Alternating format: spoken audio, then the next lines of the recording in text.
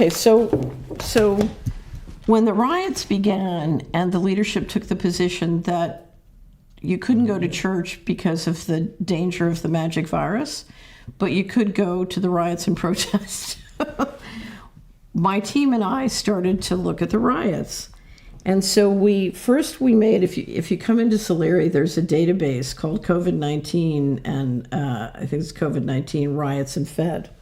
So the first thing we did is we looked at the state and we looked at the cities and whether the governor was Democrat or Republican, and then what the COVID cases and deaths were.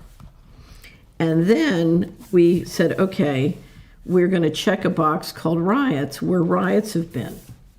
So we started to look at the patterns of the riots vis-a-vis the political machine control and sort of the COVID magic virus op. And there was something wrong when I was looking at the data, and I could feel, I'm a very intuitive person. I was saying, there's something here. So I said to the wonderful teammate who was building this, I said, do me a favor. I want you to put a box called the Federal Reserve. And I want you to check the box. There are 12 banks, one headquarters, and then the branches for a total of 37 locations. I want you to check the box wherever, in any city where we have a branch or a bank or the headquarters, I want a check. And what we discovered is 34 of the 37 bank locations had riots. And I said, well, wait a minute, that's a pattern. There's something here. Let's drill down. So we started with Minneapolis, and we said, let's take the data of all the buildings that were harmed or burnt or businesses, and we'll map it. We'll do a GIS software, and we'll map where these businesses were and how close they were to the Federal Reserve Bank. And so the first one we did, there's a street going across Minneapolis called Lake. And we mapped them. And one of the things we did when we mapped them was we drew pictures of where the opportunity zones were. Do you know what an opportunity zone is?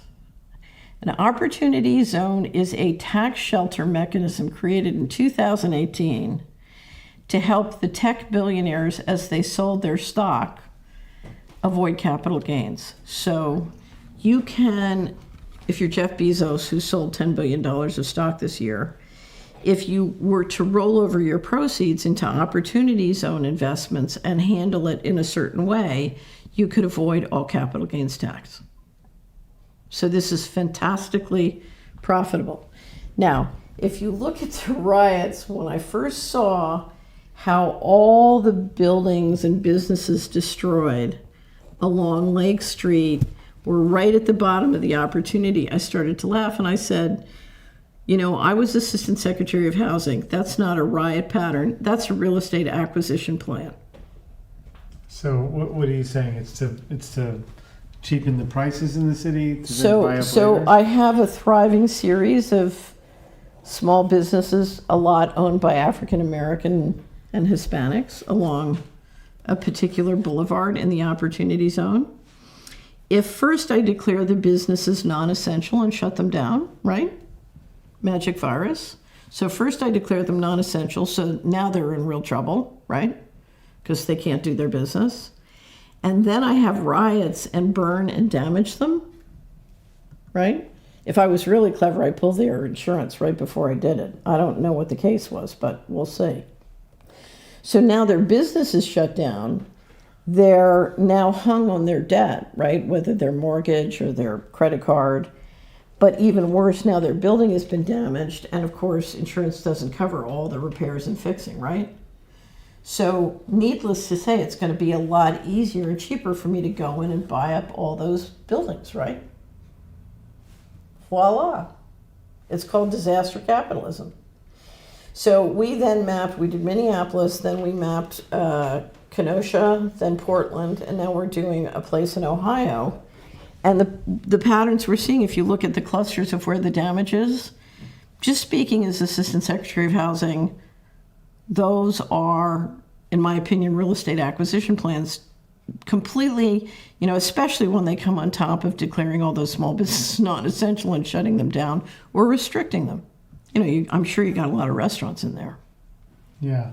So, for example, if you look at San Francisco, 49% of the businesses in San Francisco are expected to be out of business by the end of the year. Do you know how much real estate you're going to be able to pick up cheap on this?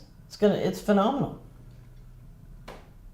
Now, when you realize that if they sell their tech stocks high, they can pick it up really cheap, what's important to understand is this makes the economics of building the smart grid out in the Fed cities. Remember, I said 34 of 37 cities have a Fed bank or branch. So this makes building out the smart grid around the Fed banks much cheaper, which I'm assuming you want to do if you're going to come out with a crypto system.